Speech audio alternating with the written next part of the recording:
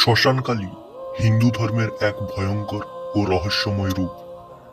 তিনি শ্মশানের অধিষ্ঠাত্রী দেবী এবং তন্ত্র সাধকদের পরম আরাধ্যা। তার এই রূপ মৃত্যু, ভয় ও অজ্ঞানতার বিনাশ এবং চূড়ান্ত মুক্তির প্রতীক। তিনি শ্মশানে বিরাজ করেন, যা জীবন ও মৃত্যুর চূড়ান্ত সত্যের স্মারক। তার গায়ে পোড়া ছাই, কঙ্কাল ও মুন্ডমালা, যা ইন্দ্রিয় তৃপ্তি এবং অহংকার ধ্বংসের প্রতীক। শ্মশানকালী দেখান যে ভয় ও মৃত্যুর মধ্যেও আধ্যাত্মিক জ্ঞান সম্ভব। তান্ত্রিকরা শ্মশানে কালী মায়ের উপাসনা করেন শক্তি এবং চেতনার শীর্ষে পৌঁছানোর জন্য। বিশ্বাস করা হয় তার কৃপায় সমস্ত বাধা দূর হয় এবং মোক্ষ লাভ সম্ভব হয়।